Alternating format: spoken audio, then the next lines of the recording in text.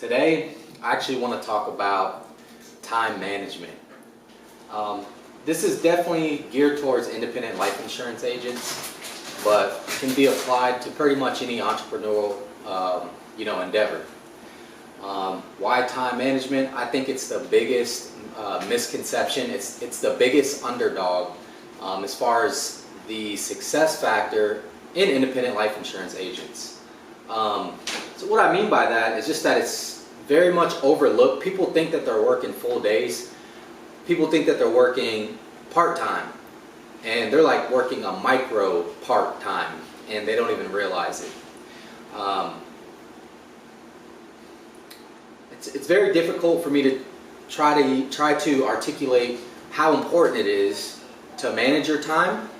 But what I want you to do by the end of the video is to have a plan to attack the miscellaneous activities that take you away from the most important things in making your dials. See, I work for a company, or I'm contracted with this, this company, Digital VGA, and they actually have metrics for, it's a bulk data, make about $250 an hour for agents who are talking on the phone, right? So when you think about that metric, it's like, what other things am I doing that is taking away from that money that I could be earning? I'm curious to know if you've actually sat down a full 8 hours as an independent life insurance agent working from home virtually. Have you actually sat down and timed yourself? I'm curious. Do you have a schedule? Do you want to work part-time? Do you want to work full-time? What does that look like? It's very, very, very, very important that you understand how time management affects your business as an entrepreneur. There's a few ways to tackle it. There's a few things I want to get into, but the most ultimate thing I have to get across, and this is not, again, it's not just for independent life insurance agents. This goes across the board for all entrepreneurial endeavors. Again, right? So if you're up sweeping the floor, if you're up mopping, you're taking the trash out, maybe you just got off of one phone call, but then you sell a policy, but then you get up and you go to the store, right, and go grocery shopping or something. Oh, I made a sale, forget about it. Well, that factors into that metric, that $250 an hour metric on average, right? Because you're not sitting down working the hours that you're supposed to be working to hit that metric. Can you delegate some of these things? Maybe you can hire a cleaning service, as long as it's not, $250 an hour. So the first thing I want you to do is really incorporate that into a morning routine. What I did was actually pretend that I worked for my company, but I didn't own it, right? PFG. So to make it a little bit more realistic, got a whiteboard, wrote PFG at the top, set the goals for myself and my business, and then at the bottom I put my mission statement for my company, right? Then I said, well, what time do we start work at?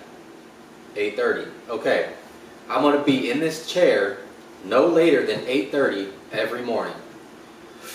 Now, if you got like morning meetings and stuff like that, obviously you can change your time. But that's the beauty behind being an entrepreneur, is that you get to choose what time you start work at. Now, notice how I didn't say the beauty behind being an entrepreneur is depending on, right, if you go to work. No, that's not what that is, okay? It's what time you go to work. You can't choose that, because ultimately, if you fail as an entrepreneur, you're failing the business, okay? You're not going to get fired. Your business is not going to work. And then you're going to be sitting there wondering, man, phone sales isn't for me. Life insurance isn't for me. But did you even really put the time in? Did you even really try? A lot of people say they want to do it, but when it's time to sit down and actually make dials, they sit there for maybe 30 minutes. They make 20, 30 dials, get up, get out of their seat, go do something else, and then blame it on the leads, right? I mean, I've been there. I've done that. Matter of fact, I want to make another video about lead sources and why it's important to have multiple lead sources. All these people out here, Facebook leads, right? Instagram leads, YouTube leads, like how to generate SEO leads, how to generate these leads. Man, the fact of the matter is, whatever IMO you're with should have pretty decent leads and some data on them to understand the conversions and the metrics on what percentage they should convert at. You should have a steady influx of leads coming from I don't care if it's a vendor. Buy leads with data on them, right?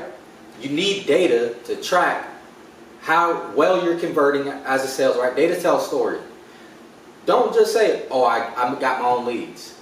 Why would you shut off another faucet? Why would you shut off another faucet? It doesn't make sense to me. Oh, I generate my own leads. I don't need to buy leads. What? Get multiple lead sources. That way you can even gauge which one might be the best. Maybe you do generate leads, but maybe they're not closing as much as this lead source, right? But how are you ever going to know if you just automatically shut off other lead sources, especially ones that's coming with data from the company that you're contracted under, right? So anyways, that's a whole nother story. I really didn't mean to get sidetracked with that. So like, how do you combat that feeling of disparity when you're sitting in that chair for X amount of time? Well, other than just sitting down, right, making that schedule and saying I will be in my chair no later than 8:30. If I'm not in my chair, I'm going to get written up or I'm going to get a warning. Whatever the case is, use your imagination, however you want to do it. But just put a schedule down for your company and realize if you can't manage yourself, someone else will manage you. I guarantee it. Okay? Now this video might not be for everybody. If you got 1 million plus coming in every month from renewals or something like that, and you don't need to be making dials, you don't need to work. Sorry, man, it's probably for you, right? But if you need more income coming in, maybe life insurance isn't the end goal. Maybe it's something that you can rev up, right, and get some money into an account for you to invest in real estate or invest in different businesses. You got to be there. If you're not there in that chair, you're fighting despair. I was gonna keep going. I forgot of a rhyme, but no, seriously, you need to be in the chair.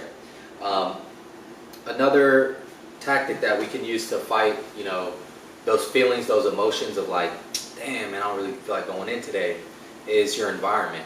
It's very important to have a comfortable environment, even if that's like grabbing a candle from the store and just lighting the candle, put it on the desk next to you so it smells good, it's comforting. Maybe you get some flowers on your desk next to you. I'm serious. It's really gonna help. It's really gonna help out your environment. At the end of the day, running a business is more mental than it is anything else, right? So if you're not in the right mentality, the right state of mind to sit in your chair, to be in your environment, then you have to become playful, become more creative with your environment to kind of trick yourself into being into that position. So at the end of the day, you can win. Because what am I telling you? That it's going to be miserable, that it has to be miserable there? Because it doesn't. And if you're miserable making money, this might not be the business for you. All right, so that's all I got for you on this video. I do want to talk a little bit about lead sources, touch base a little bit more on why it's important to have multiple lead sources, at least until you can get those wheels spinning and get some traction on the ground.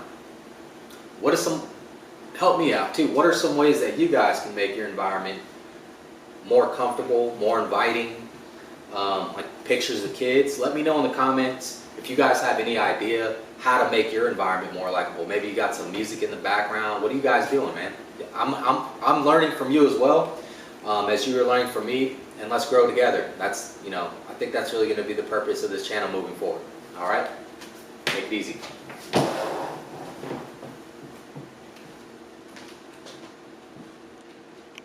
That was handed to, better give me my respect like I demanded. I'm the one that made it.